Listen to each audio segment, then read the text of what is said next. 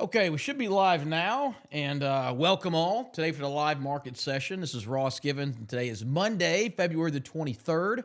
Want to do something a bit different. Well, I shouldn't say different, but I want to go a little deeper today. Now, typically, what we do in these live sessions is cover kind of from the basics, right? What to look for, our breakout pattern, how to find strength and leading stocks in the market. I want to do that, but I want to kind of show you more the deep dive stuff and how I put together a good watch list because the leading theme of what we're trying to do is pretty simple. And if I look at the stages of the stock cycle, find my chart here.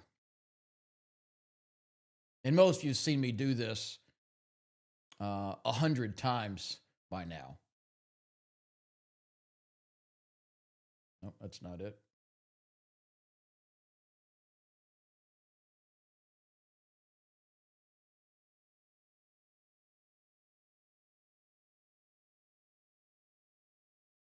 Oh, there it is.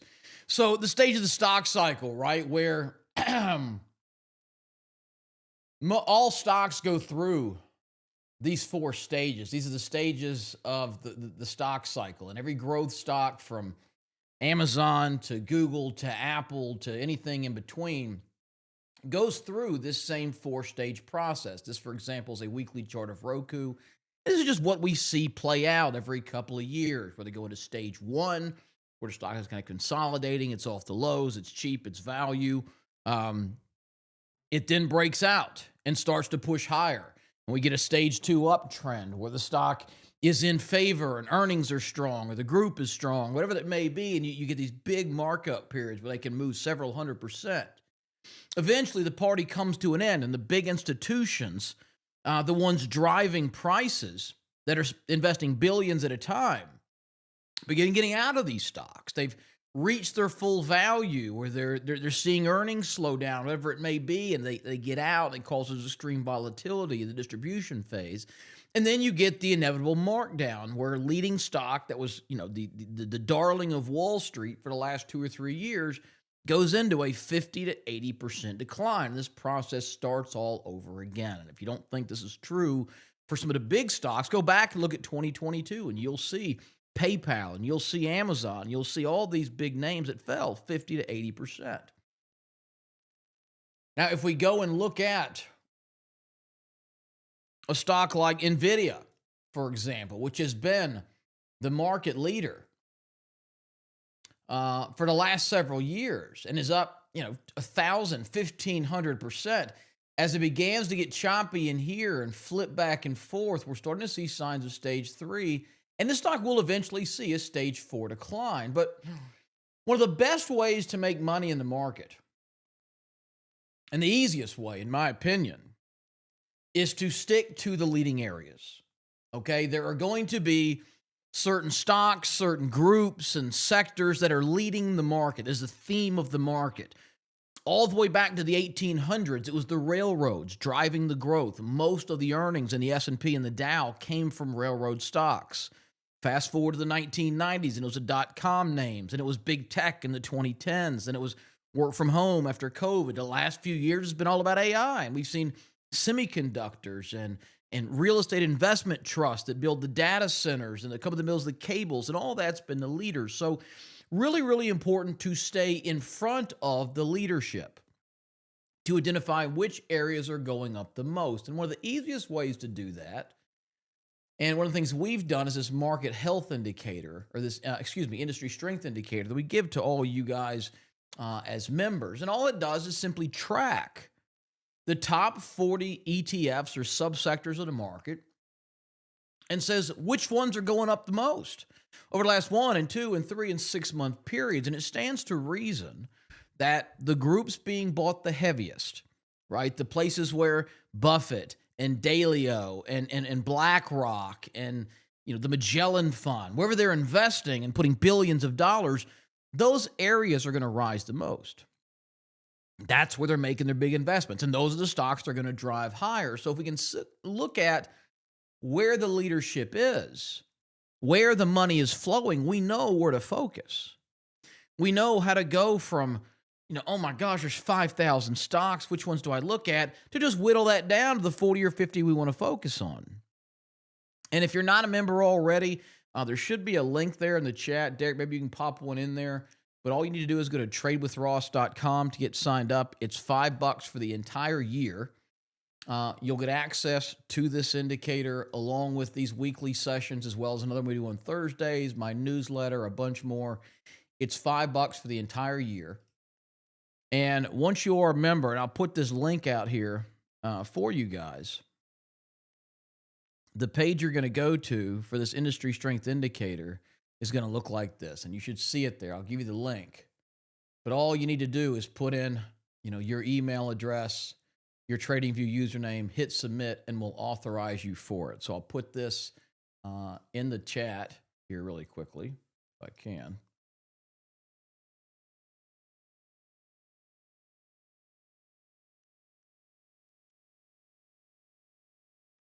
Okay, there you go. Just click on that.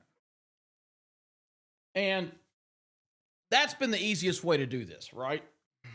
But I wanted to take it a little bit further today. And what I did is put together a comprehensive list of pretty much every area. And I'm going to show this to you here in a second. And it allows you to do a really deep dive. So I've called this the market review. If you look over here to the right side.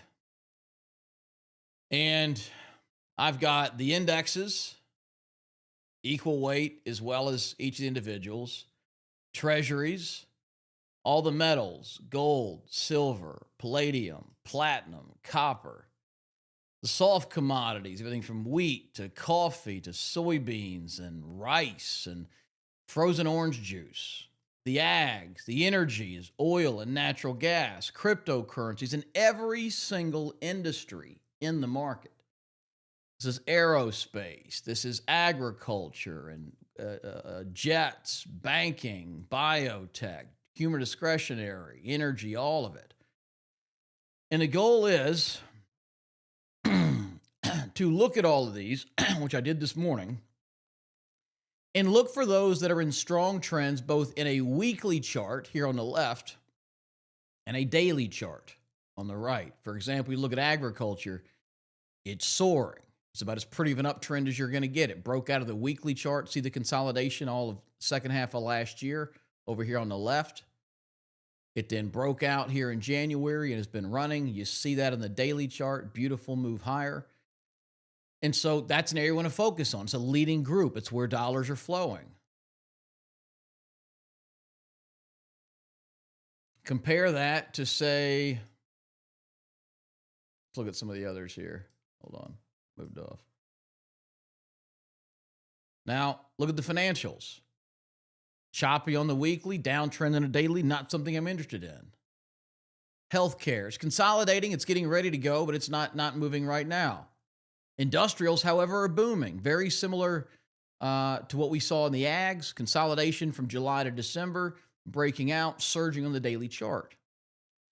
And so I wrote down all the groups that are leading. And if you can see my camera, it's a little list of paper right here. But I've got 1, 2, 3, 4, 5, 6, 7, 8, 9, about 15 of these groups out of, 60 or so that I'm looking at that look really strong. Everything from wind energy to construction, solar, infrastructure, industrials, healthcare.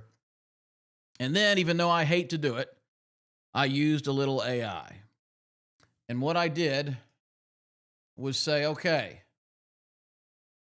I want you to give me a list of stocks comprised of the top 8 holdings of each one of these ETFs. Now, I don't like using AI. I don't know why. I'm sure it's great. I just try to stay sharp and not use it. But I did for this to save time because I got a 3-year-old and a 6-year-old. I was getting ready for school, and then I was just out of time. I had dinner with my wife, had a couple of drinks. It is what it is. Okay, so I said, give me the top 8 stocks of each one of these, and then I manually put them into a list.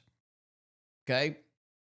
And so my goal was to do the research for you, to take 5,000 stocks, and then just for now, right? Not these are the only stocks to watch this year. It's not going to change in a couple of months, but right now, these are the leading areas. These are the stocks we want to focus on.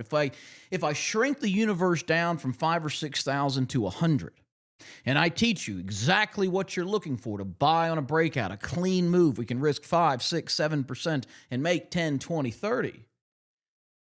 Well, then that shuts our workload in half in a big way. So here's the list. It's got 100 stocks on it. Now, some of these are going to be boring. We're going to look at Deere and go, it's not big of a mover. We're going to look at Tyson Foods, say, Exxon maybe. But some of these, we might find some opportunity. Okay, so if you want to import this list, if you're using TradingView, again, please don't take this, put all your money in it, and call me in November and say it didn't work. This is just what I'm looking at today. But here is the watch list for today, February 23rd, 2026. And I'm going to shoot this link in here. And you should be able to click right on that. If not, I'll give you just the link. Secondly, it's in the YouTube chat, okay? And when you click on that link, if you use TradingView, it's going to do this.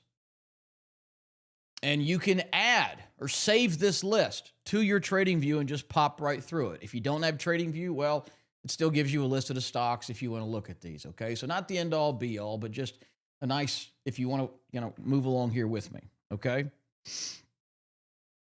All right, so, yep, the link should be in there, Cheryl, if you can see it. And let's go ahead and dive into this, all right? Now, the pattern we want to look for and what has been our bread and butter breakout setup is when we get a shallowing consolidation that moves higher, okay? So, to give you an idea, let me just show you a couple examples here. Where'd that list go?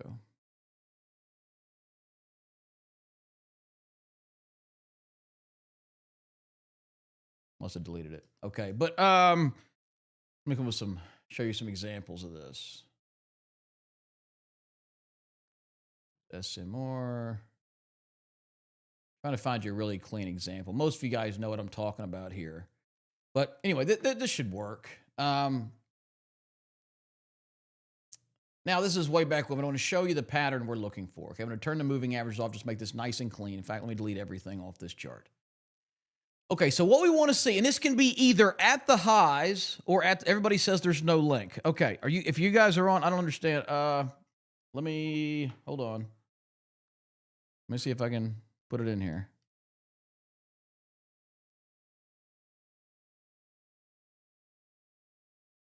Derek, can you put this in there for me? Whoever's logged in. I'm messaging him now. Hold on. Derek, can you pop that link into YouTube? I'm using some software to stream this. I'm not actually logged in. Can you pop that in there, Derek, from on the YouTube? Okay, 1 second, guys. I'll get it out to you.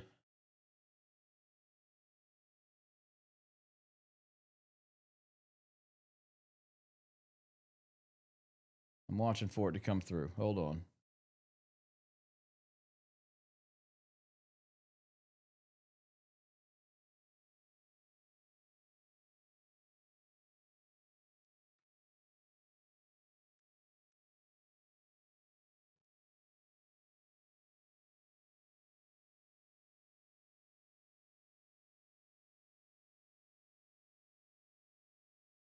Industry strength as well. Okay, 1 second.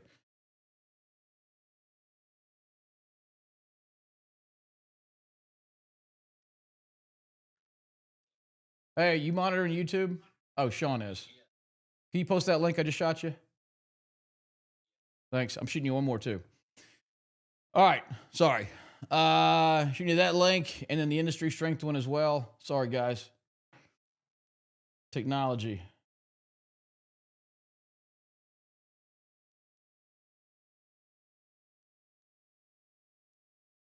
Okay. Industry strength indicator. Sean, type that and then type this one in. Just copy and paste it.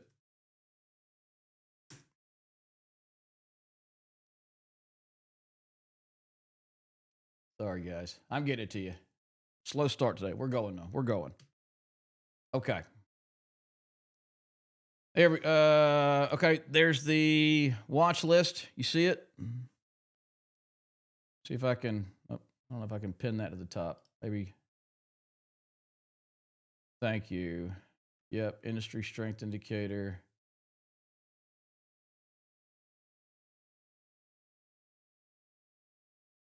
And then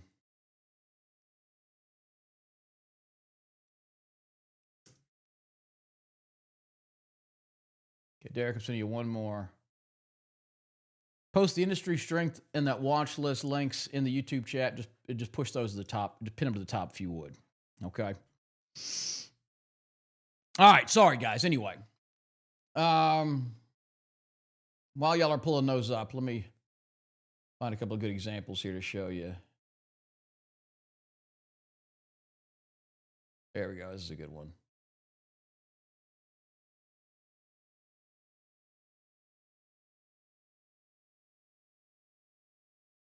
Oh, that's not it.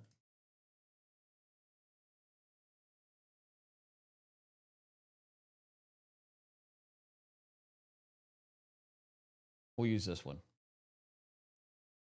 Okay. Gonna get organized, I promise. Okay. So this is the pattern we're looking for to buy. Now, I'm not saying this is the end all be all. I'm not saying other methods won't work. But this, by and large, is going to make you more money than pretty much anything else. Okay? And this is what we want to see. Now, this pattern will appear, you want to look for it when a stock is at its highs or when it's coming off the lows. Either way, this is the consolidation pattern. Now, I'm just using bars. If you're looking at candles, it may look like this. I prefer bars just because it's simpler and cleaner, and I don't get distracted by the red and the white and everything else. But this is what we're looking for, okay? So, firstly, you want to see strength. You want to see a stock rising. In this case, it went up 40% in about a month. When you see that, that's your sign of strength. It means big guys are buying. What moves stocks is not you and me. It's big institutions. It's multi-billion-dollar funds, hedge funds, endowment funds, pensions. When they buy, they're going to push prices higher. What you have to understand is if they just buy 50 million shares in a week, the stock is going to go to the moon. So what they want to do is then kind of build in some supply. And you'll get some profit taking that'll push the stock down. If they're buying, they're going to drive it back up.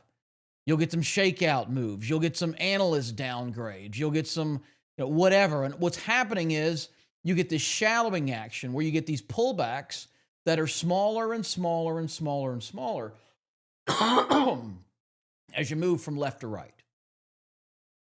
And this is the supply and demand dynamics playing out. This is what I call consolidation, where they're shaking people out. They're running stops that people are getting allocated.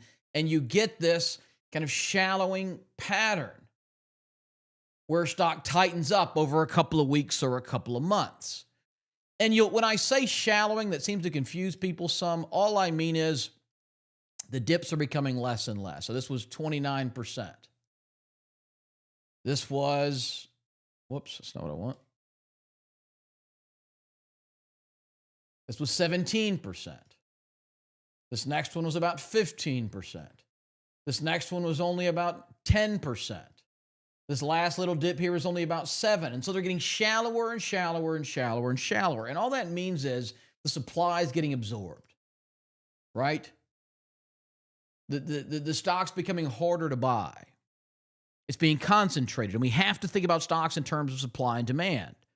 If there's more demand and supply, more people buying than selling, it's going to go up and vice versa. And so when you get a big move up, whether it's 20 or 200% higher, you have pent up supply. You have people who want to sell and take their profits. You also have people like you and me who are up 30, 40, 50% going, I don't want to let this go away. I don't want to lose it. And if it starts shaking or, I'm going to get out.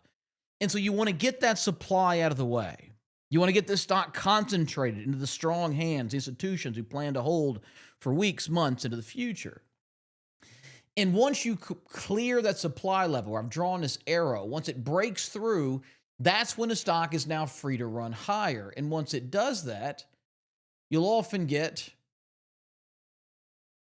a rapid move up, like we saw here in RXST. Now, the other beauty of this is that we don't need to risk a ton of money. Since these pullbacks get shallower and shallower and shallower, since we know it shouldn't go back below here, it's all the way back up, pulls back, shouldn't go below here, shouldn't go below here, shouldn't go below here. We then have a low risk place to put our stop loss. We can say, okay, it should run from here. If it takes out that swing low, in this case, that red line, I won out. I was wrong. And so what that allows us to do is usually risk 5, in this case, 10, 11%, to get in these runs that can move 40, 50, 60+% higher. All right? So we have a pattern that works, that shows us when we have a real edge. We have a precise buy point where we can get in, expect a pretty decent quick move, and not need to risk a lot of money to see if we're right. So we're stacking the odds in our favor. We have a bull market. That's in our favor. And the next step of that is to focus on the right stocks. That is, of course, the leading groups, like we talked about earlier. Okay, so if you look at, for example, let's see.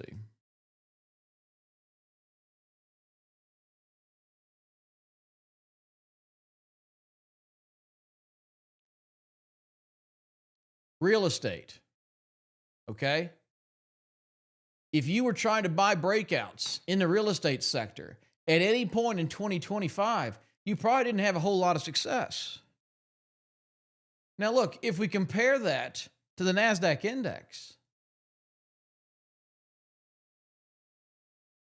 it was going up, right? You had this big rally from the April lows all the way to November, December. I mean, a big, huge move up, 20, 30, 40% in the NASDAQ. Real estate didn't go anywhere. So you could have a bull market, you could be using a good pattern, following all the right rules, but you're looking at the wrong stocks. And the odds are just against you if you're trying to buy stocks that aren't going up, right? So that's why we're going to focus on the leading sectors. Jack, that's awesome, man. It was Halliburton, Schlumberger, and oh dang, no, I forgot the third one.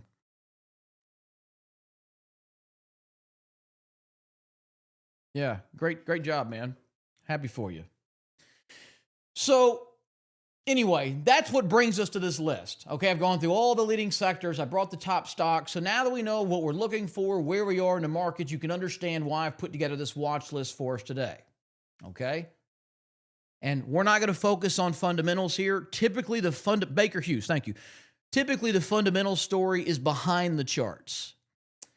Why was nuclear surging last year? Because energy is the bottleneck in the AI trade. There's not enough juice coming off the grid. They're going to have to eat blah, blah, blah, blah. Why is gold, silver been surging? Well, the monetary order is changing. There's less demand for U.S. debt. We're printing, spending, spilling. We're devaluing the dollar. The whole world sees that. Central banks are buying gold instead of U.S. debt in record numbers. Things are going, et cetera, et cetera. So there is typically a story behind, there is fundamentals behind it. But the charts are going to really tell the story. Okay? Hold on. For some reason, I'm not seeing my whole chart here.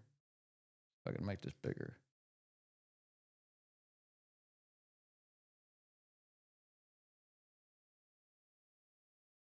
There we go. Not quite sure what happened, but that should bring us in. Okay, seeing the whole chart. Good. So let's start going through them. All right. John Deere. Is it an uptrend? Yes. Is it buyable? Not really. This wasn't even a great pattern, but you can see you could have bought it over in here after this multi-month consolidation. You can see some signs of shallowing, got a little loose, tightened up, could have bought in here. That would have been a nice big move. I mean, that's 25% in John Deere in a month, which is a hell of a move. But, we're a little late. It's extended. And when I say extended, I just mean it's already up a lot very recently. Now, some people just say, hey, it's going up, I want to buy it. And you can do that, and sometimes you'll make money, but you run the risk of getting in up here before it starts consolidating.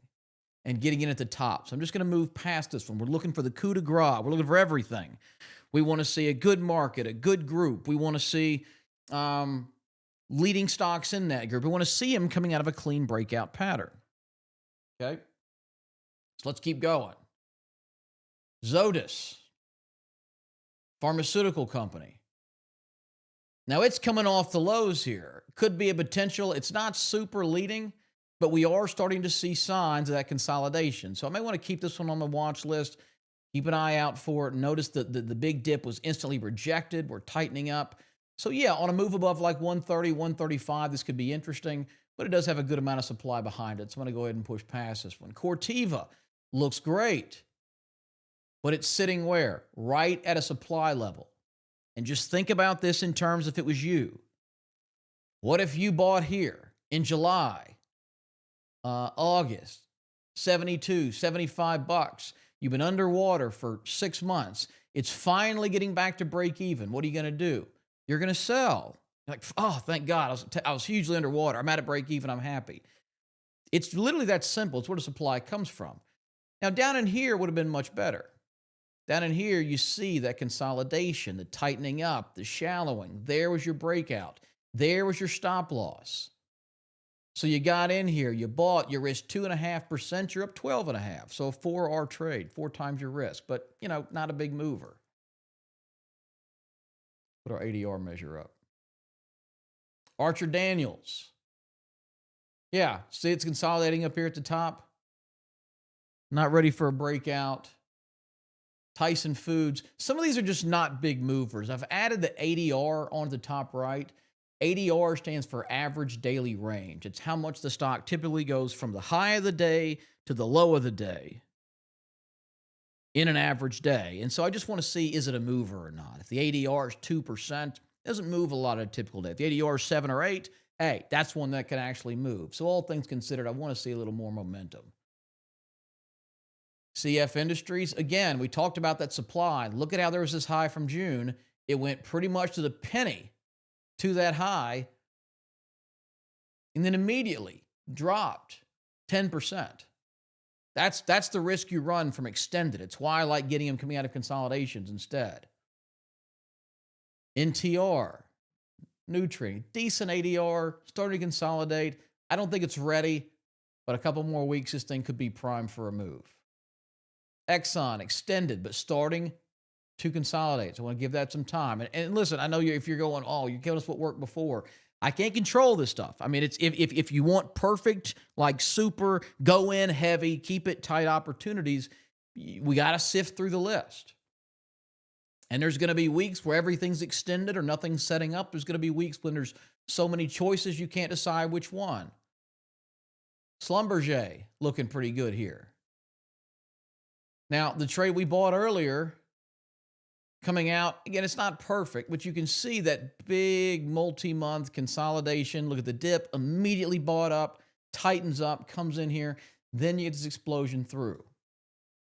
Now, this had a catalyst behind it. It was the situation in South America where we're black-bagging narco leaders and taking over their oil supply. I'm not supporting this. I'm just telling you what's going on.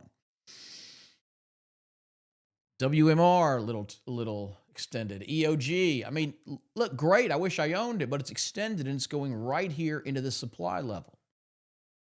So what I want to see when we're up in here, I want to wait. I want to see it go, okay, consolidate, tighten up, absorb all the supply that's over here from July, August, September, right? Tighten up, absorb that, form a new base, then break out, then I'm absolutely buying. Because then we're likely going to get our next move into the 140, 150 range. But I just don't think it's ready. It's extended. Kinder Morgan, extended. A lot of these are going to be extended in here. Now, Eli Lilly is setting up pretty well. But again, we needed a way up here. It's a very expensive stock. Y'all probably don't care about that one. Johnson & Johnson, a bit extended.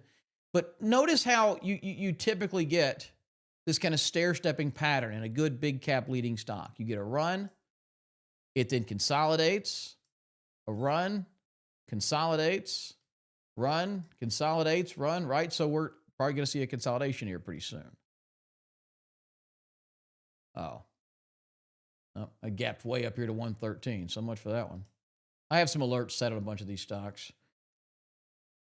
AbbVie. See, we were looking for a setup in AbbVie, but it never came. It never hit. Look at some more exciting ones here. Merck. Now, Merck could be interesting. It's getting nice and tight in here.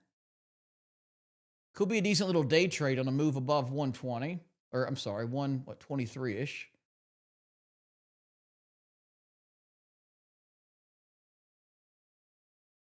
Selling into the open. Not ready yet. But again, if I get this on like a weekly chart and a daily chart, and then I zoom in and have a really nice clean picture on like a 5-minute, it could do well. But I need the exposure to the top side. It's just not ready yet. But it is close. I might set an alert here. Tell you what, if this thing gets above 123, see if I can set an alert. Why is this not working? There we go.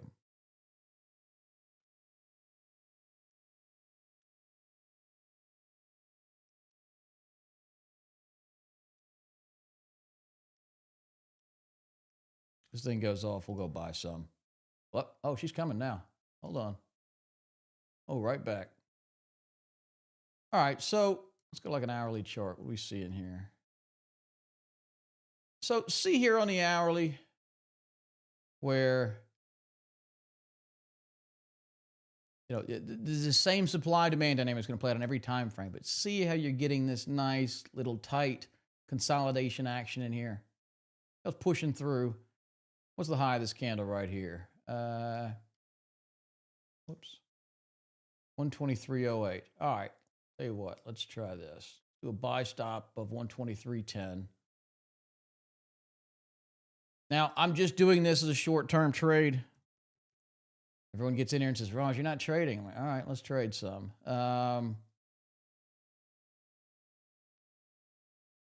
That hits, I'm going to do a tight little stop at about 121.20.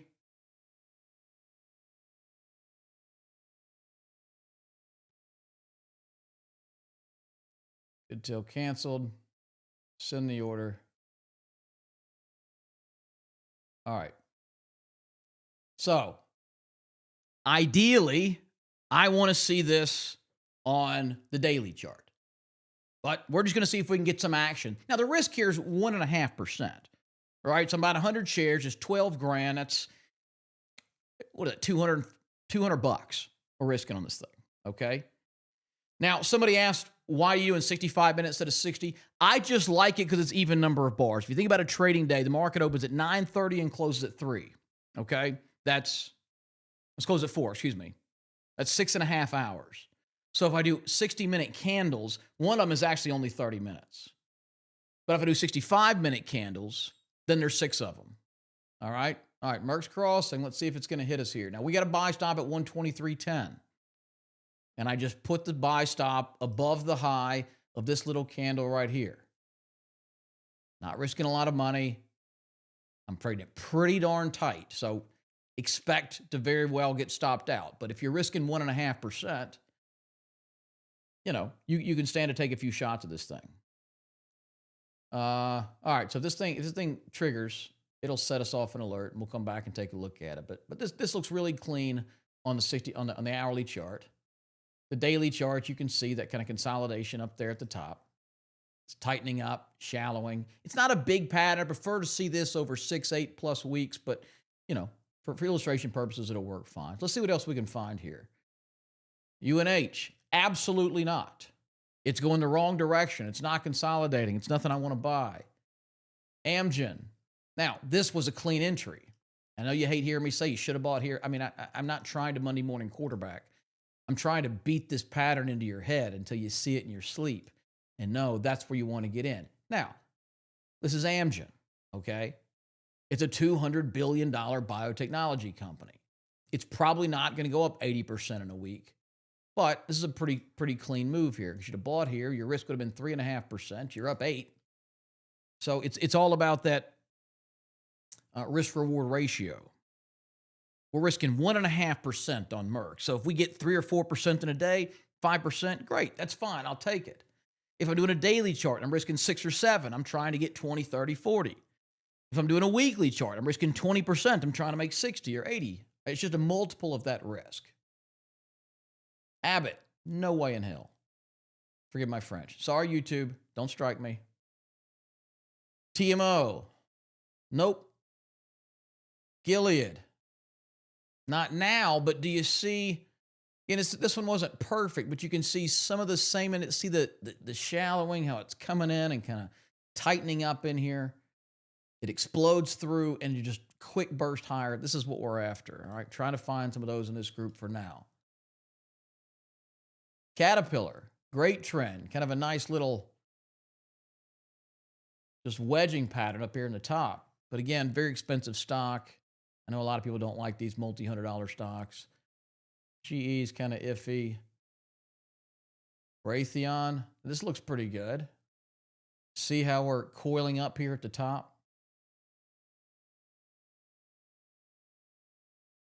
G for Nova, good. Boeing, no, kind of all over the place. Uber, absolutely not. Honeywell surging, didn't really give us much of a buy point there. And listen, I'm not saying this is gonna spot the buy point every single time. I'm being picky. I'm demanding that we get a leading stock in a leading group in a clean consolidation. I am being extremely picky. Now look at Newmont. This is a gold miner. Do you see the pattern I've drawn out there? Do you see why I drew it? Gold's been one of the leading groups. Big move up. Pullback, tighter, tighter, tighter. Breakout. That's where you buy. All right, we're long Merck.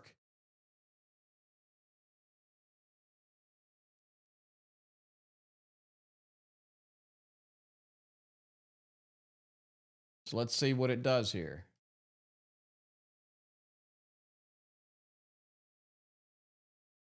My tight stop is extremely tight. I'm just looking for a quick move. I could really put it down here. Still only risk about 2%. Honestly, probably what I should do. Let's give this thing a little bit of room. Let's put it down here at 120 and quarter. Okay, so I'm going to bump my stop from 1.5% to a whopping 2. Not exactly a cowboy here, but it's all I really need to risk to see if this thing's going to go.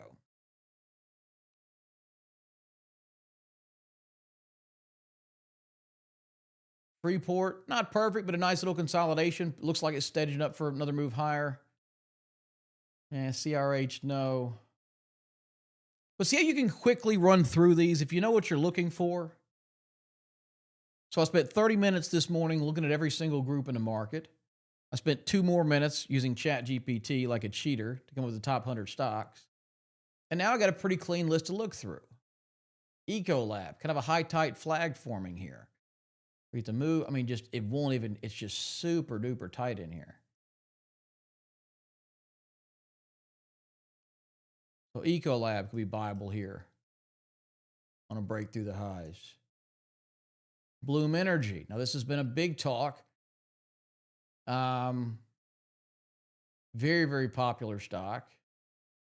Not a perfect pattern, but we are seeing, and you might call this more like a cup with handle type pattern. It's all the same idea. It's all just looking for consolidation. Anything on a shorter term? No, not really. Still just kind of choppy. And this is the frustrating part. There's stocks I'm dying to buy them. I want this stock. But I have to be disciplined about it.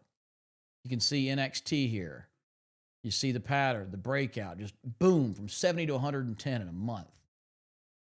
Pulls back, shallows out. Nice little rounded bottom, breaks out again, and then trying to consolidate once more. First Solar, doesn't look ready.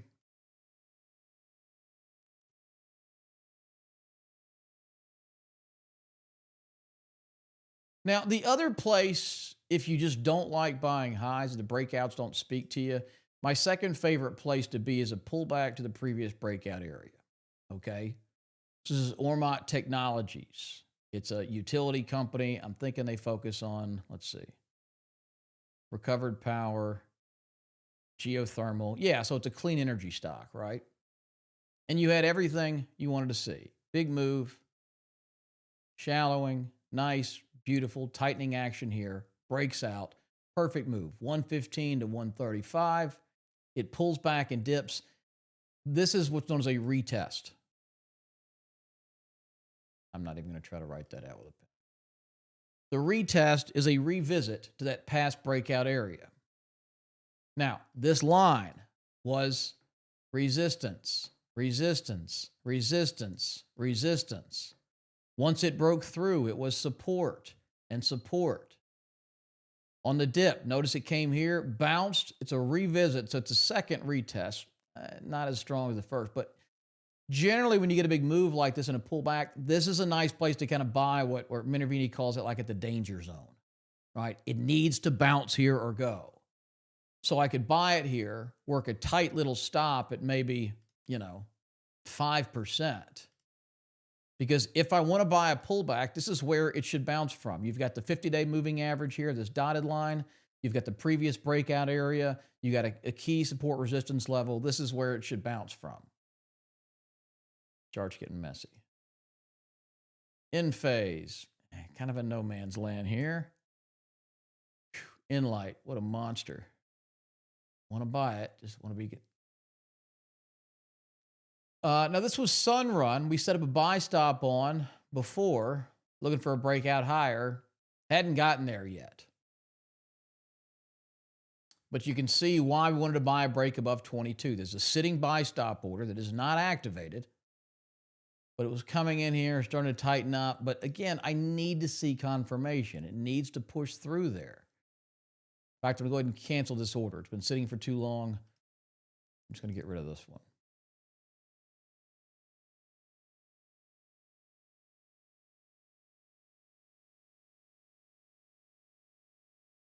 PH, what a pretty trend. I really wish it would set up.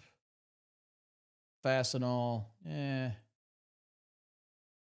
Norfolk Southern, getting a nice little consolidation here. Pricey stock. Bayer, no, too violent. Now this is silver. We all know that silver fiasco that took place in January, where it went from 115 to 70 in a day and a half. So what do we want to see on this? Well, it could just run from here, but ideally, what I'd like to see is for it to kind of come in here and shallow up, form a new base, then begin its next run higher.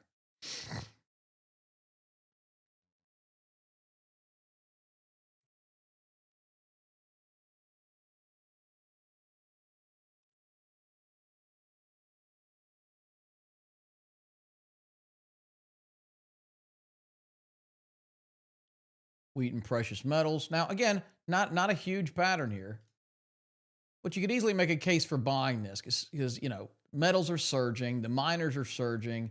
Here we've got kind of a, albeit a small one, but if we go to 65-minute, you'll probably see it a little better.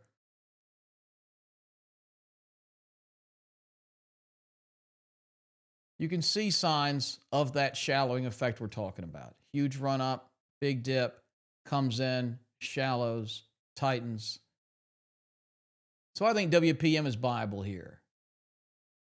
If I bought it today, I'd probably put a stop either below here, risking 8%, or you can do what's known as a 15-minute breakout, where you just put a stop beneath the low of the day. So you're betting on this being a new break higher. I'm only going to risk, in this case, 2%. But if this is the start of something new, we got a tiny little gap and a push higher, it should start going from here.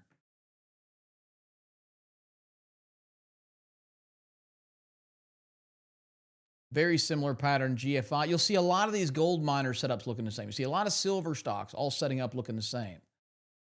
Because the stocks tend to move in groups. You get the big push up, you start to get this shallowing, tightening effect in here. It breaks out, nice move. There was your retest, like I mentioned earlier, and it's pushed from 48 to 56. How's Hecla Mining doing? This was a buy we did, I think, in this live session 2 weeks ago. Last week the market was closed, but somebody pointed out Hecla Mining. And this is, again, a big precious metals miner. They all got whacked with the silver and gold sell-off at the end of last month. But we had this kind of just big support resistance zone here where it was stalling and stalling and stalling. It broke out, surged higher, pulls back. We got a retest buy. I bought it, just a couple hundred shares, worth 11.8%. It doesn't look like much in the chart, but what is that?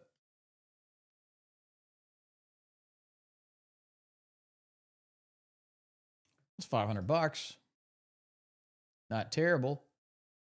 And at this point, you have some options. You can bring your stop up, tighten that thing up to cut your risk way, way, way down. And go ahead and do that. You can sell a small piece of it and take a few profits. You can sell the whole thing and just get out here. I think they're going to keep running. So I'm just going to de-risk this trade. I'm going to bring my stop to break even. No more risk. Now I got a free look. Now if it comes back down, I'm going to make $0. But if it runs high, I have no risk left in this trade.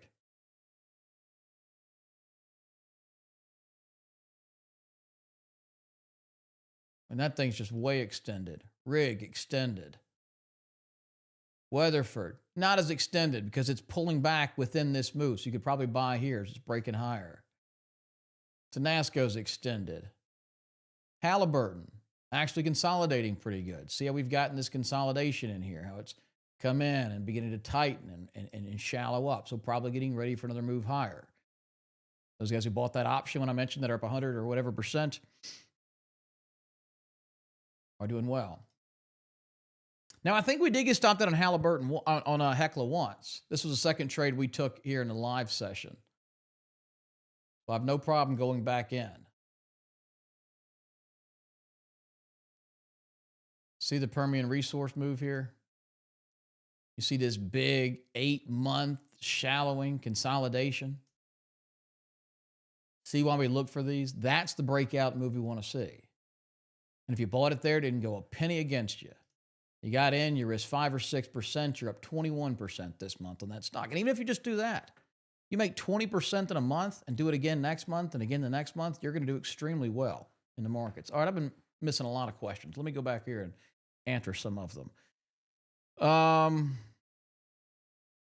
What strategy would have found these stocks before they broke out or not yet leaders? Well, typically, the group will already be leading. Like my goal, and who asked that? Steve.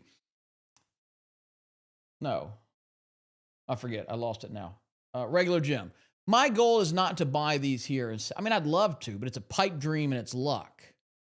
I'm not trying to get I'm trying to say, okay, once it's leading, and this was 3 weeks ago, right? This group was already leading. Natural Resources and Energy Company. I just want to wait until I can buy here and get a nice quick move higher. I don't want to trade through the slop. I don't want to chop around. I'm not trying to buy the all-time low. And waiting until they're leaders will still give you opportunities. Like some of these stocks that are extended. You take a Halliburton, for example. Going, oh, I wish I could have bought it back there. Well, you'll probably have another opportunity in Halliburton. Like very good chance this stock's going to come in and do something like this and set up. It may be a week or a month from now, but we'll set up. And then somebody will be asking you in June, how do you identify these before they're leaders? Like, well, it was a leader at the time, right? So the easiest way to think about it is my goal is not to buy low and sell high. My goal is to buy high and sell higher, right? But do so from a calculated point. You typically have limit sell orders at target prices, moving stocks up to capture the gains, or both. Great question, Steve. I will typically do both. Usually the only time I have a limit sell, meaning, okay, I'm going to buy it here. Like let's take Merck, for example. How we doing? Nothing. Still holding there we at. But like if I was going to have a buy target, this is not very far away, but it's like, okay, there's tons of supply up in here maybe, although this is a bad example because that was a year and a half ago. I'm not going to count that. But if it was recent, I might say, okay, there's a bunch of supply in there. I'm going to go ahead and put an order in to sell some here, right? But if I'm buying stocks at their highs, I don't really have a target. It's never been there before. That's why the stock can go very quickly. There's no supply above you. Morty, ECG. Now, by the way, I mentioned it at the beginning, but if you're not already a member, we do these live every single week. Right now, we're doing them on YouTube. I used to do them on my personal YouTube channel. I got flagged twice, meaning they give me strikes and ban me from posting for a while. Don't want to get my whole channel shut down, so we started doing it on the Traders Agency channel, but there is a chance we could have to start doing these on Zoom only, like we do our Thursday session. So if you're not already, definitely go to that link. It's tradewithross.com. To get signed up. It's just $5. You get an entire year. We do these sessions every Monday, something every Thursday. You'll get access to this market health indicator. I put out a newsletter every Friday. All of you should have gotten this one. They go out Friday at 7:30 Eastern time. For example, this is the one that went out this week, talking about the AI trade being over and laying out, look, S&P's flat, NVIDIA's falling, Microsoft's falling, C3's falling, the money's rotating out of AI. Got to give you some ideas for how to diversify out of that. So just going to share my thoughts on the market. ECG, yeah, looks fine. It is actually a pretty good mover. I would like to own it a little bit lower, but it looks very, very strong. And these are one of those tough ones where it's like, man, I wish it had just come in and really tightened up nice, because like it's one of those stocks I really want to buy. It didn't. Doesn't mean it's not going higher. Just means my picky little criteria wouldn't have got it. But yeah, it looks great. D-Pro, Dragonfly, Consumer Durables, Motor Vehicles. What are these guys make? It's a micro cap stock. Unmanned area. Oh, they're a drone company. Okay. Yeah, I like the setup. Now, the clean buy points were over in here. See this? See how beautiful that's set up there? See how you had the big run? You let it consolidate, tighten up, absorb, then you buy, right? Because if you just got here and said, yeah, it's going up, I'm going to buy it. Well, you bought it and it went down 45%, and hopefully it didn't hold down 45%. So that's why we're picky on these. So what do we have now? Well, it's trying to consolidate again. I just don't think it's ready, personally. I would like to see it either, kind of do like this, absorb its supply, show me it can compress and get ready, or form something like this off the lows. Give me signs that the sellers are out of the way, and I can buy kind of on a low cheat setup in here. But right now, it's just very whippy. Now, the ADR is 10%. I mean, this sucker moves on average 10.5% per day. So it can make you a lot of money. It can also chop you up pretty quick. That's why you want to be careful with these. I like where you're going. I like the area. It's in the right space. It's a good stock. I don't think it's a perfect setup now. I hope that makes sense. How far back in time to look for the supply range? Bill, I typically ignore supply more than a year old. After that point, people have kind of gotten out, and it's no longer such a strong force. But like if they bought it 3-6 months ago, they're probably still holding. Generally, once a year, people kind of refresh their portfolios, and it's less of a factor. Micron, let's see. Beautiful stock. Looks really good. Tightening up again. Absolutely. Love Micron.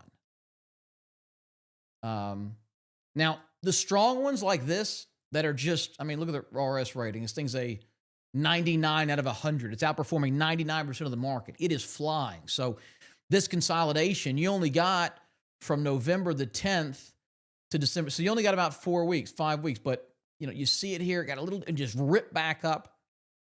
It really strong bounce. That's a strong sign. So we're getting a bit of that again now. See how we're coming in here? We're tightening up. We're shallowing. Looks really, really good. And obviously, I love those big 3, 4, 5 month bases that are just crystal clear, but strong stocks, you don't always get them. So yeah, I'd consider this on a move above 440. Risk about 5 to 10%.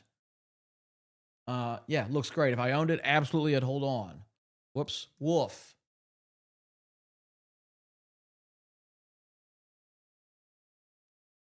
Yeah, Wolf's been a bit of a disappointment here. I was hoping for a strong breakout here in February. It's kind of rolling back, so it may not have been ready. It is losing some momentum over the short term. So, our goal, and I tell people this in like our insider strategy, our goal is to get as many at bats as possible. And what I consider an at bat is the opportunity to buy a stock with a very limited risk and a high potential upside. Okay. If I only got 4 or 5 trades a year, I would do super diligent. I'd be super picky. I'd be doing massive amounts of research, but I'd trade 100, 200 times a year. And I have tons and tons of 5 and 6 and 7% losses. But I know some of those are going to turn to 50 and 80 and 100 plus percent movers. So Wolf kind of losing some steam here. Savage, watch VG. Rounded out bottom. Let's see what we got here. VG. Oh, yeah. I definitely see what you're saying. So oil and gas pipeline, nice little midstream company, $23 billion. Energy is in play. It's at a big downtrend. And this is what we want to see. Perfect example. Yep, absolutely perfect example. We want to see that shallowing, what you call it, carving out a rounded bottom here. And you got a little dip and just popped right back up. Exactly what we want to see. Now, Venture Global went public here in January of last year. Stock's only a year old. And all things being equal, the younger the stock, the more priority it should have. 95% of the biggest winning stocks over the last century made their big move in the first 10 years of existence. So what that means is 95% of the best trades happened with stocks that were IPO'd less than 10 years ago. So General Motors, although they went bankrupt, General Electric has been around a century. The odds of it making a big 50, 60, 70% gain are lower than a stock like Venture Global that is new, that is still getting priced. It IPO, well, it went public at 24. It's come all the way down here to 6.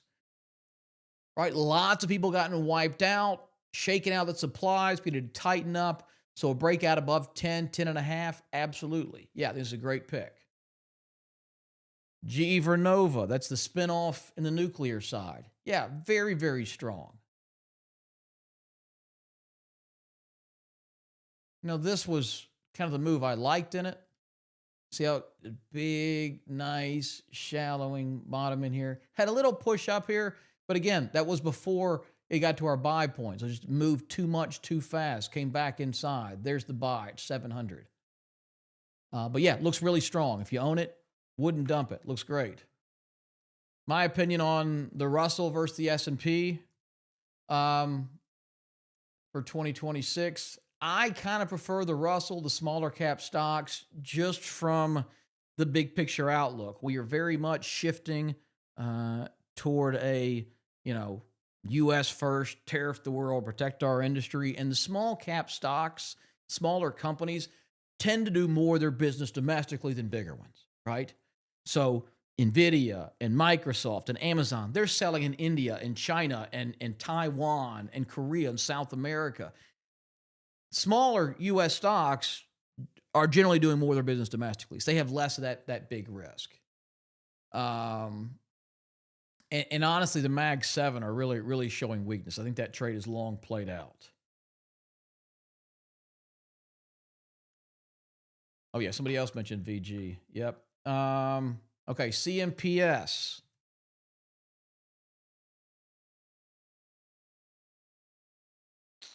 CMPS. Yeah, I don't know. It's a little choppy for me. It's a foreign stock, trades as a US ADR. Now CMP is one we did a little dip buy on. Same idea. I gave this as one of the 2 trades. It was up here. So if we can get a dip to 21 to buy it. So that was a nice little pull. In fact, I'm going to bring my stop way up on this one. I don't know why I risk so much. We'll see how that one does. Now this big negative, that's my copper trade. It looks kind of funny. I bought one up in here. I bought another contract Friday going to the close, and I really screwed it up because I saw this on a 5-minute. And what I was looking at was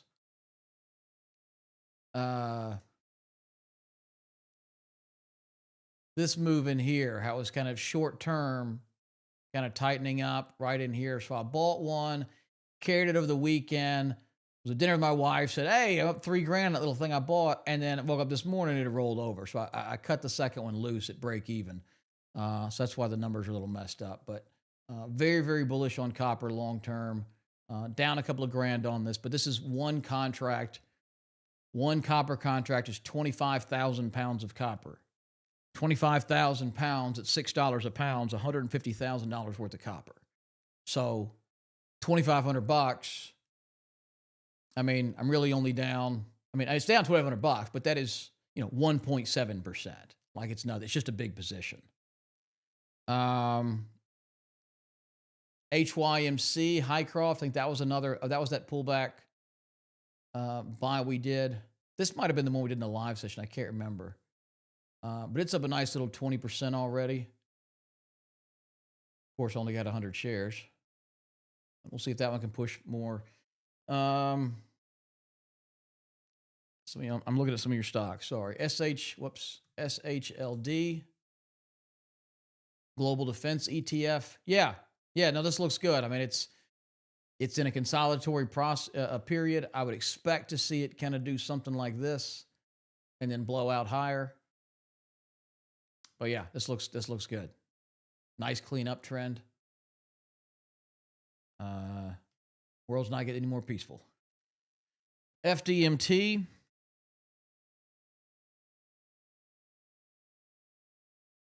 Yeah. I mean, it doesn't look bad. The issue I have with it from a technical standpoint is that the big line in the sand's right here at about $10. That was support, resistance. So it looks like it's setting up for breakout through 10. My only problem with that is there's a massive amount of supply here between 10 and 12.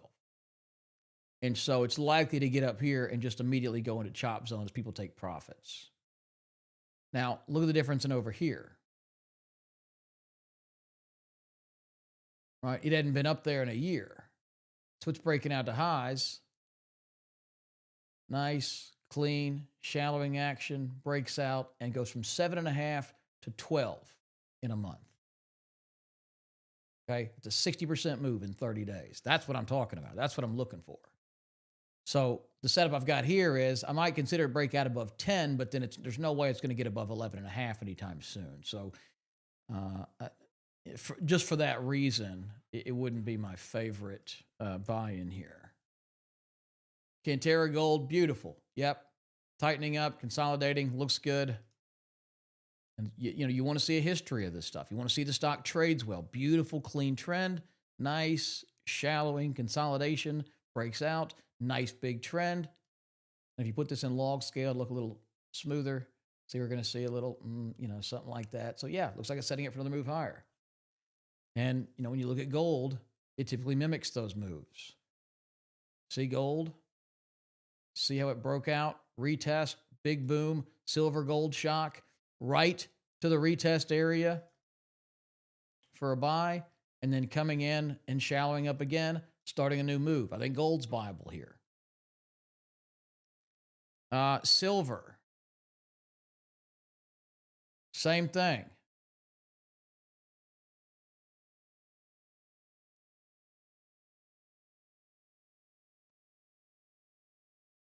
All right, I'm way behind on comments. Let me scroll down to the end here, see what I've missed. Hold on. CLNE. Clean Energy. Yeah, it's a little guy, small cap stock, has some supply up here at 2.5, but looks fine. Little choppy to me, but maybe when it breaks through this little consolidation, I don't see anything wrong with it. I just don't see a great entry. Katos, maybe little sloppy for me. It made new highs and then ripped down 40% back to the 50-day. So now we have a series of lower highs and lower lows. So it's not really trending how I'd like. ASA, beautiful, truly beautiful. And you're going to see a lot of the gold miners exactly like this. If we overlay the gold chart,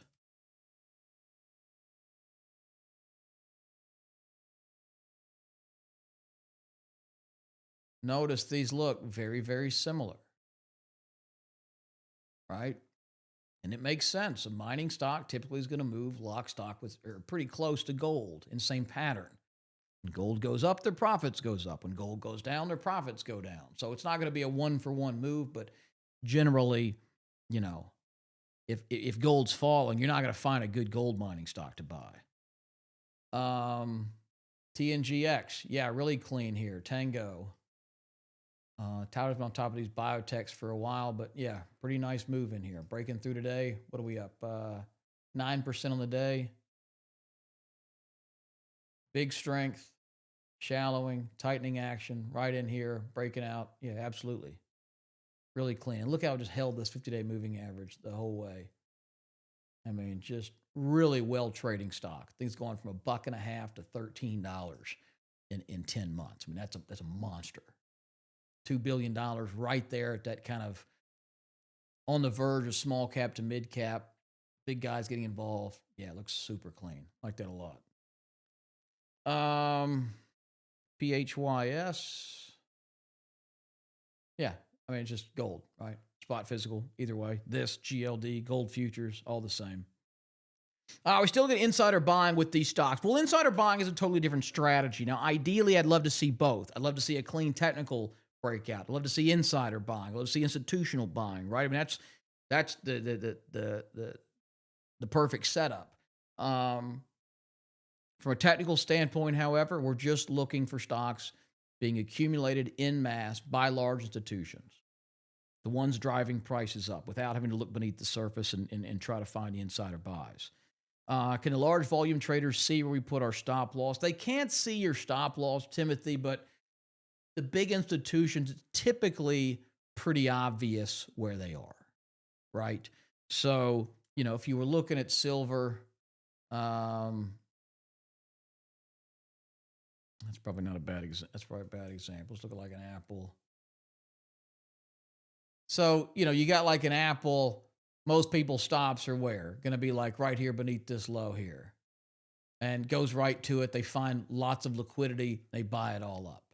Right. So I don't want you to get this, tinfoil hat, markets are rigged kind of thing. But when they are building these positions as they're kind of consolidating the stocks or the shares, they will sometimes run stops, go, well, it's been stalling. I bet if we just put a big sell order in when it gets there and drive through, we'll trigger a bunch of stops. We can buy up, another 5 million shares and push it back up higher. So there is some of that, yes. But it's not as if they're going, oh, Jim's got 50 shares. Let's go down there and chase. I mean, it's not that bad.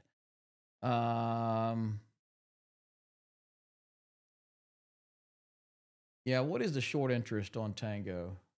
Can we see that?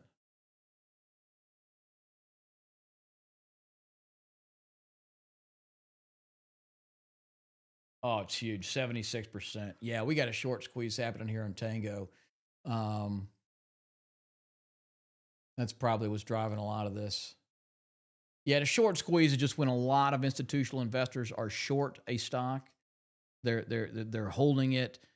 They sold it to enter. They're betting on it to go lower. And what happens is if the stock just rises, like what happened with GameStop a few years ago, they get squeezed.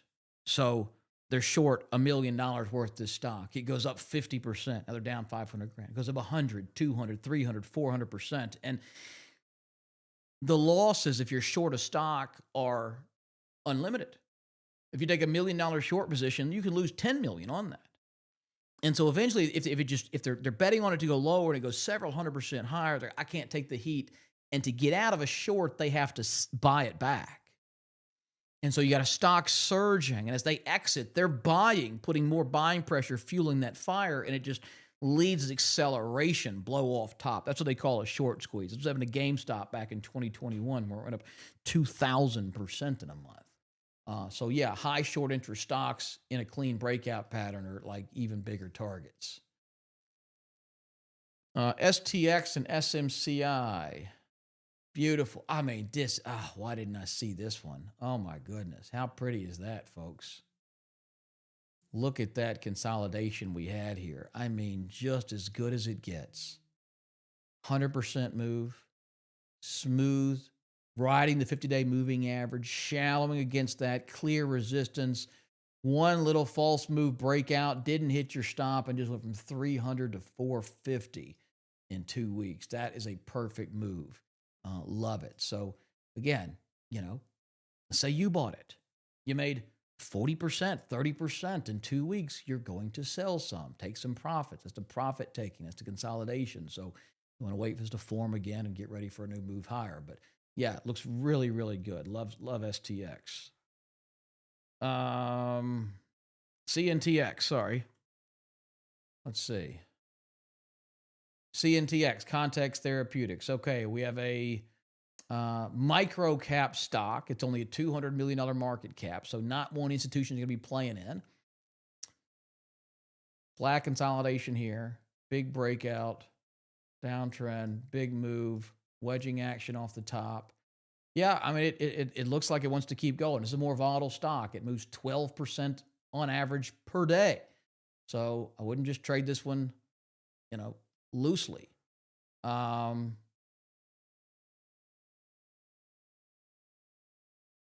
see if I bought it here. What?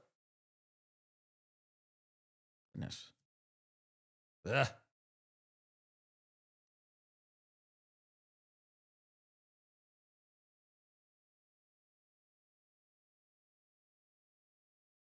There we go. Goodness gracious. Couldn't get my ruler up. Yeah, I mean, you could buy it here in the dip of the 21-day moving average. Just put you a, call it a 10% risk on it to see if it continues. John Manlis and I have a saying that nothing good happens beneath the 20-day moving average. That's this line right here. And when you have a stock surging, like not 20% in a month, but like 100% in a month, the 20-day moving average is your support level. If you have a big moving stock, the 50 days the moving level. And if you're trading like long-term position, holding 2 to 3 years, the 200-day moving average is your support level. So yeah, you could probably buy it here. Again, risk 8 or 10%. But this thing, if it moves, it moves. So to me, this is well worth the 10% risk, because if you're right and it continues, you're going to be up 20, 30 plus % pretty quickly. Super micro. No, but I do think it is in a good stage one here. So, this is where we bought Super Micro early 24. See how you had that big, strong move, and then just this like 6-month consolidation, breaks out, and just rocket ship higher. Okay, then it began to consolidate again. Thought, okay, it's getting ready to run again. Let's see if it'll break out here, but it didn't. It rolled over. So this is, stage 4 action. It's markdown phase. It's not time to buy. Demand is outstripping supply. Supply is outstripping demand. So you had a couple of, it's just all over the place, wiggly. I mean, it's up 50%, it's down 50%. It's just chop. So we want to see it form that rounded bottom down in here. And listen, if this thing tomorrow goes, don't go, Ross is an idiot, I'm right. It absolutely can do that. When I say this, I'm always scared people are going to take what I say and go, it's a terrible stock. I'm just trying to interpret the price action. And right now, what I'm seeing is they're finally getting through the supply. It is starting to tighten up. If it'll come in here and shallow up a little and break out, I'd love to buy it at 36, hopefully getting a move back up here into the 50s. But we need to know where the stock is in its 4 stages. And right now, that stock is either in stage 4 or beginning a new stage 1. And what I want is to get it when it's coming out of either a base inside of stage 2. So it's roaring, tightens up, roars, tightens up, right? Either that or comes in, base out in stage 1, starts a new stage 2, known as a turnaround.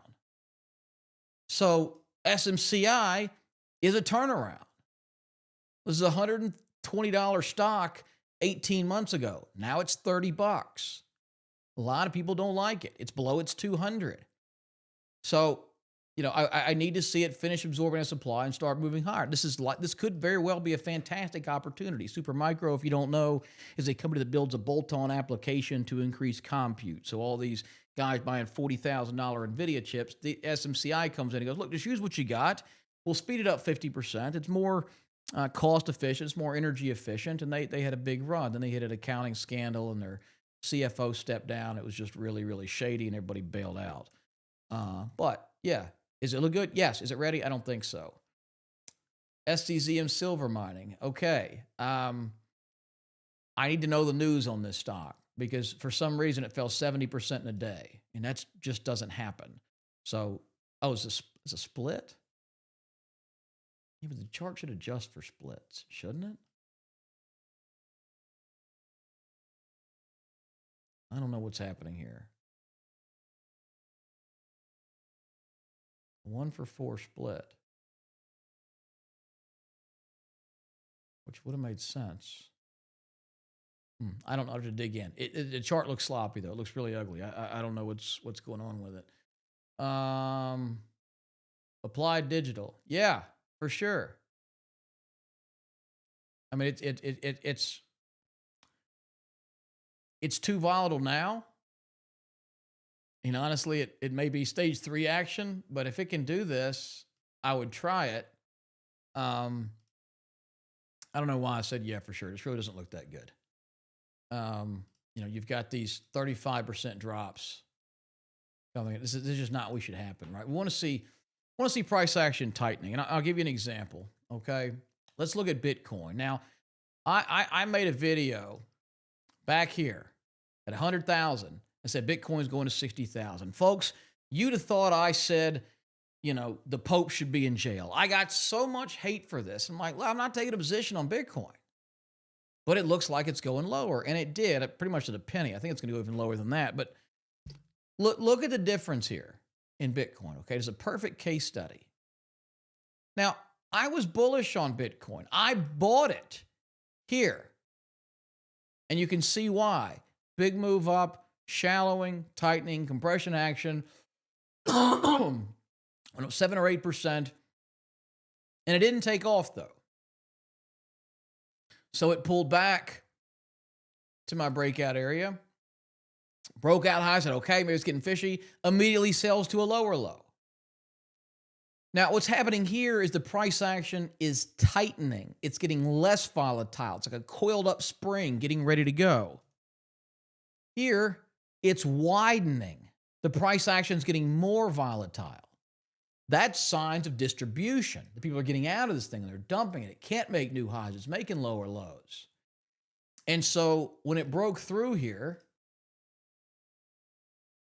beneath, kind of 105, 110 area, so we're going lower. Where are we going?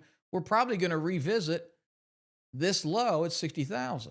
It's also where we had a ton of buyers back here in 2024.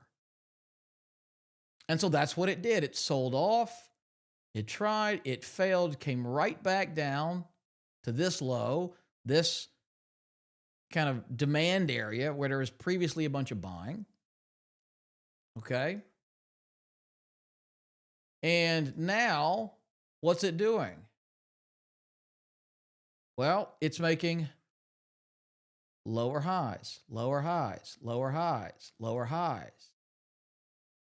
And when you're looking at stocks, commodities, crypto, the price of, rice patties, I don't care. We talk a lot in here about buying tennis balls and selling eggs. Okay, a tennis ball, when it drops, bounces.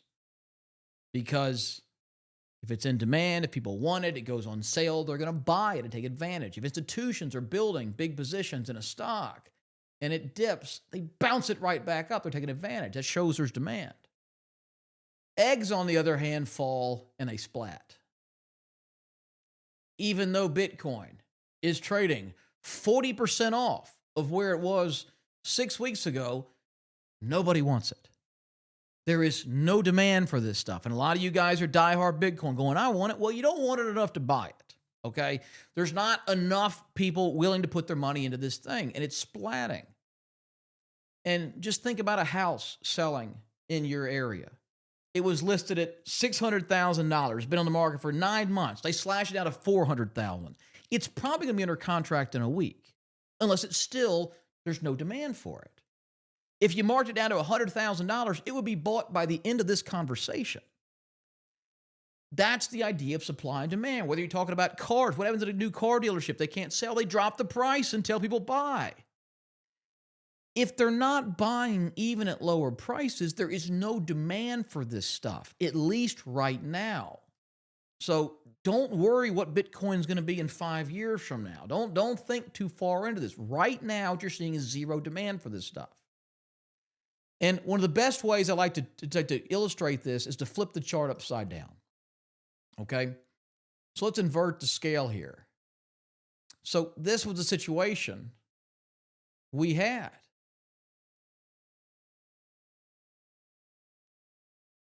Big move, shallowing, dips, fires right back up, tightens up, breakout, looks great, but the freaking chart is upside down.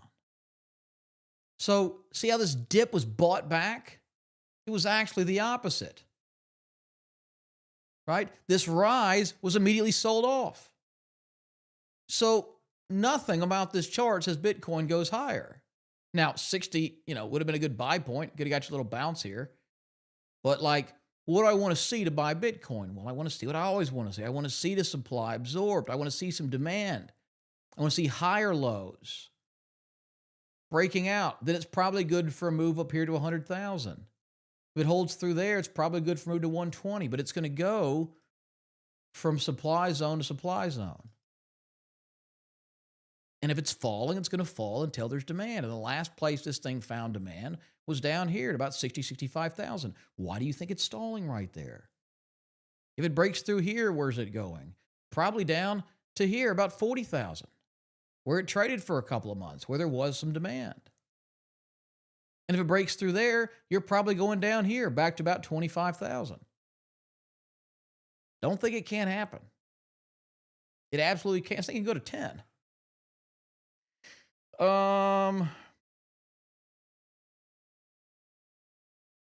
Okay. Missed a bunch of questions. Y'all give me so many thoughts, can't look at them all. And I love it. I appreciate it. I'm trying to get through these. We are well over time. I'm going to stay with you guys if you're still here. Garmin, I don't like it. I take it back. I like the stock. I like the space it's in, but we get this huge gap consolidate. So notice again, it got from 200 to 250. Monstrous one-day move. Where did it stall? Right here where there is supply. Right here. Okay? So it needs to absorb that supply before it can go higher. When it does that, it could be a fantastic trade. Can we quickly review dollar risk, percentage of account versus trade risk, 2 to 8%, or no? I typically see you buying 100 shares, take it to. Okay, so for the record, when I buy in here, I'm generally trading what for my account is pretty small size, 100 shares, 200 shares, etc. Usually it's for illustrative examples. My bigger accounts are other places. But let me give you a quick rundown. Here's the general rules of thumb that I use, okay? So there's account risk, and then there's trade risk. Okay, now, starting out, whether you're new or, don't want to get too crazy, 1% per trade. Okay? So, I want to risk, on average, 1% of my account per trade. Now, good bull market, you're up 30, 40% on the year, or you've been doing this a while, bump it at 2.5% if you want to get really aggressive. Wouldn't go above 2.5%, but somewhere in there. So, if I had let's say I was trading a $20,000 account.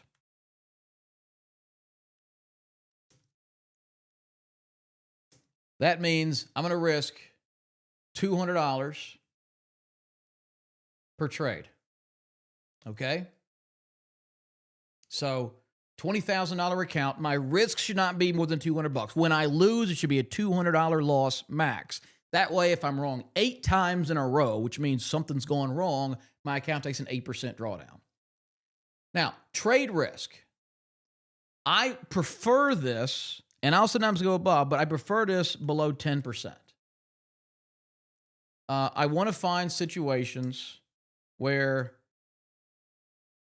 my stop loss from where I buy to my stop is 10% or less. Sometimes on a very volatile stock, I'll say, all right, I gotta risk like 12, 13%. It's just too volatile. I'll decrease my size. And I'll show you how I do that. Okay. So 10% risk. All right. So just do the math. 10% of what is $200? Okay. So if I buy a stock, and let's just say, I'm buying Garmin here at 250, my stop's at 225 to 10% risk. How much can I put in that trade? And so if I'm risking 10%, whoops.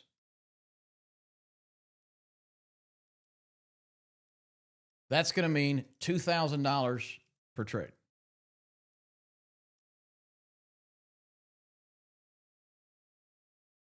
So if I have a $20,000 account and I'm taking a 10% risk on a stock, I'm going to buy $2,000 worth of that stock. If it falls 10%, my loss, $200, 1% in my account. Now, here's where you can size up, okay? Let's say you take a trade that is very tight. Take, for example, what's the one we just bought? What are we in here? It's not working out. Merck. Okay. Our risk on this trade was very tight at 2%, okay?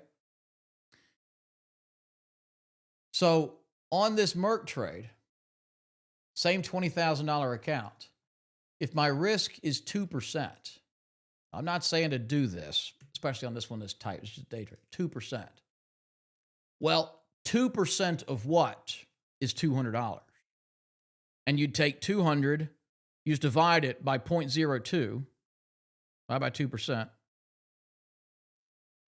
And if I'm risking 2%, I can put $10,000 in this trade and still only be risking 1% of my account.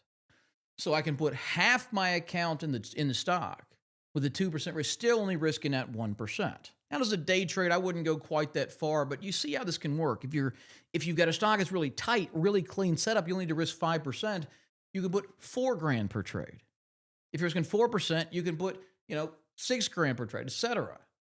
If you need to loosen it up and risk 15% because it's just volatile, but you believe in it, you may only put $1,500 in the trade. But by looking at risk first, just going, okay, here's where I'm buying it, here's my stop, what's that distance? That's got to be $200. And then configure the size of your trade accordingly. And that will prevent you from getting in trouble. Now, like I said, if fast forward to June, you've had a good year, you followed the leaders, the market's strong, your 20,000 is now 30,000. Well, you could bump that to 2%.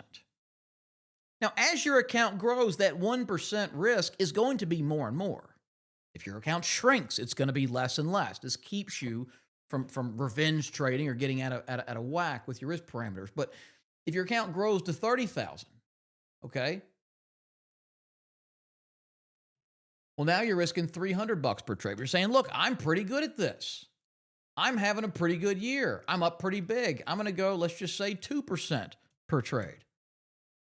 All right, so that same 10% risk that got us a $2,000 trade before. Well, now we're going 2% of 30,000, which is $600 per trade. We're trading a bigger account. So instead of that $2,000, 600, 10% is going to be a $6,000 trade size. Okay? So same exact setup, count growth, little more risk. You're tripling your size per trade as you're progressing, as you're seeing more. And look at your last 5 to 10 trades. Okay? If your last 5 to 10 trades made you money, consider bumping it up. Go to 1.25 or 1.5. If your last 10 trades you net lost money, bump it back. Go to 0.75, go to 0.5%. Went into a bear market, but you're just itching to trade, go to like 0.25%. And then you're trading smaller, but you're staying in sync with the market. You're following leadership. You know you're going to be wrong more. You may not make much money in a bear market, but you want to trade smaller when you're doing poor and bigger when you're doing great. Okay? And if you can do this, and just get an Excel spreadsheet or a piece of paper, write this down just once a week. Here's my account size. And just write them down. 5% risk is this much money. 10% is this much money. 15, etc. And just put that in each time. And every week, 2 weeks, go back and look at your last 10 trades. You go, all right, made 300, lost 150, made 6,000, whatever. Did I make money? Did I win more than I was right? If both answers are yes, push, right?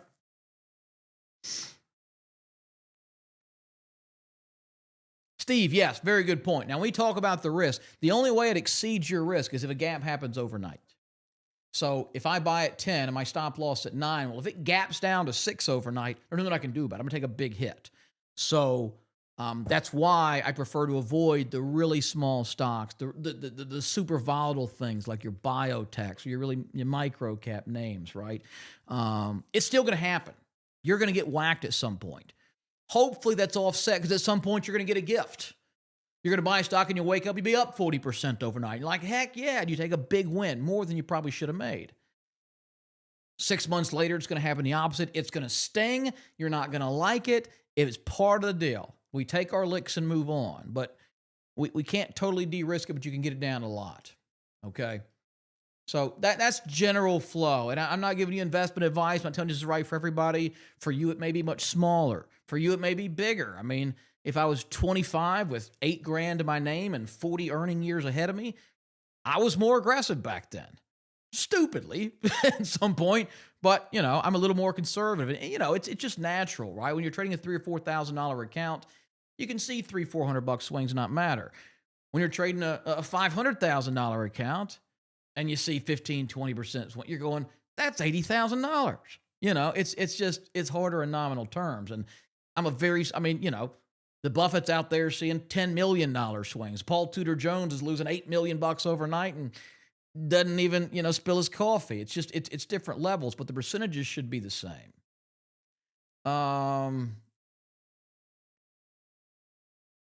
I want to see Bitcoin at 56 and 83, then 30. Wow. All right. You got it mapped out. Yeah. It's just tradewithross.com, Kim. For all new members, be aware. Okay. Take a minute just to put on IBIT since Bitcoin continued down as I continue going lower. Yeah. I mean, if it were me, I don't know the exact numbers on them. Well, actually, I think we can do options in here now, can't we? That's the screener. Here we go. Let's see. Where'd it go?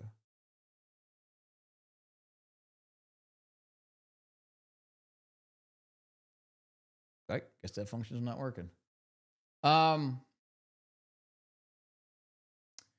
I would probably do like a $35 call out to, I like to give it 3 to 6 months out, July, August, something like that.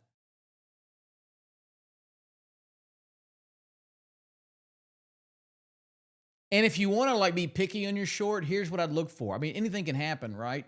So this is kind of the support level there.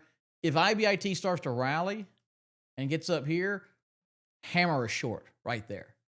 Okay. You don't need to risk much, 5-10%. And if you get it right, you got to move all the way back down to where you were and likely an acceleration lower. That's my favorite place to short is when you get, a breakdown, retest up, and then roll over. I want to be short in here. So in Bitcoin, for example, I tried and barely missed it. Whoops. I missed it. I was too picky. But what I was trying to do, I had a sell order in here to get short Bitcoin at 100,000. And if you just kind of draw a line, you can see why, right? So support, running, support, breaks through, okay? Breaks through here.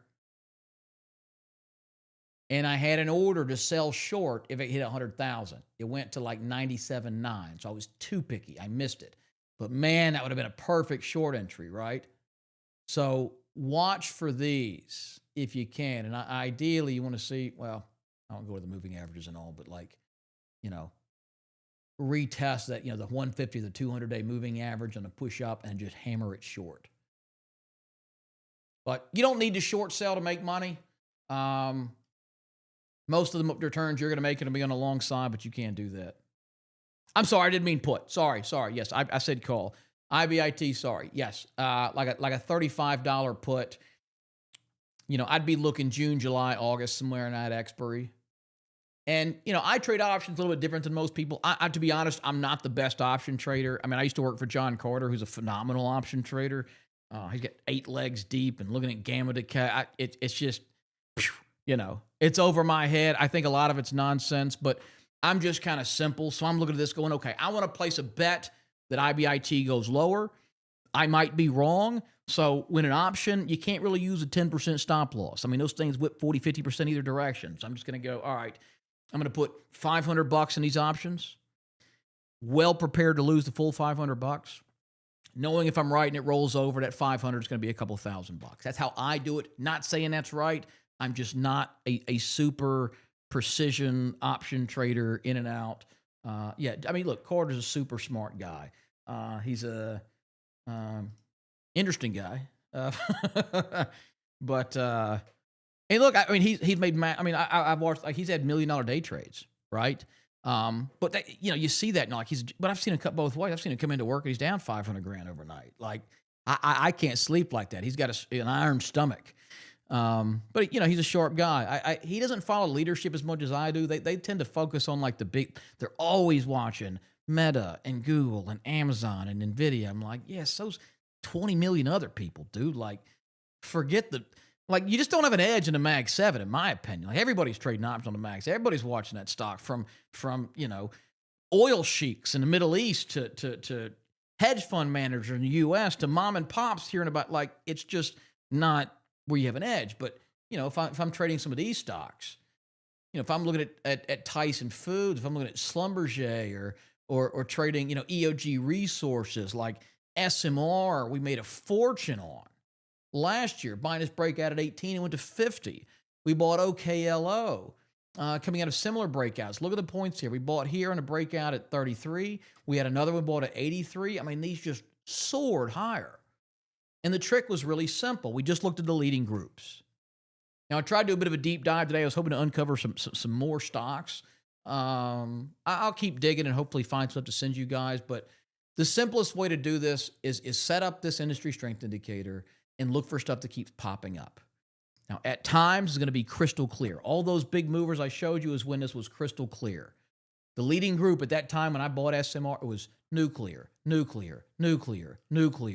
like, could not have been any clearer.